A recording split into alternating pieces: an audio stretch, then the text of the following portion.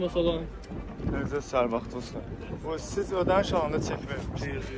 Vermirsək orada bir yerdən çəkmiş elə verilmir axı. Çekmir. Nə qədərdir ödəniş bazara daxil olmaq? Mən gördüm bir neçə maşını daxil etdi, çek vermədi. Çek vurulur axı.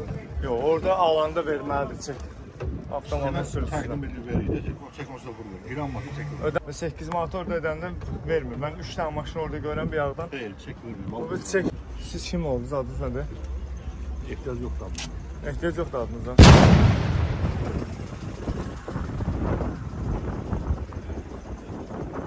Birinci dəfədir bazara daxil olursunuz. Çek verilirdi hər dəfə bazara daxil olanda, yoxsa indi verilir çek? Yox, siz bundan qabaq gəlirsiniz hər.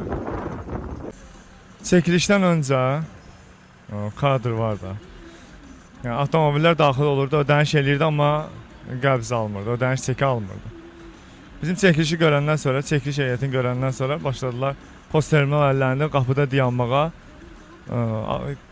bazara daxil olan avtomobillər ödəniş eləyəndən sonra çek verməyə.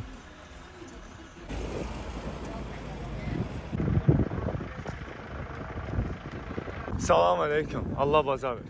Bu bazara daxil olanda çek verilib, ödəniş çekilsin. Verilmir.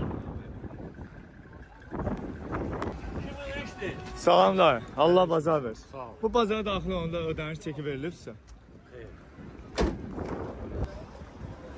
Salam aleyküm, Allah bazar versin. Bu bazara daxil olanda ödəniş çeki verilib sizə? Verilmir. Yəni biz içəridə müsahibə aldıq.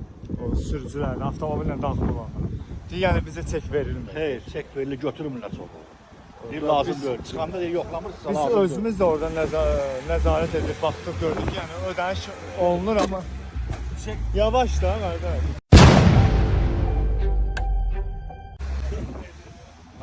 Sadəcə deyir ki, Yox, siz bizləri görəndən sonra axı posterlər, Yox, yəni burada dayandınız, başladınız nə qədər çek çek verməyə. vurulur, nə qədər çek vurulur giran maşını, heç olmur axı.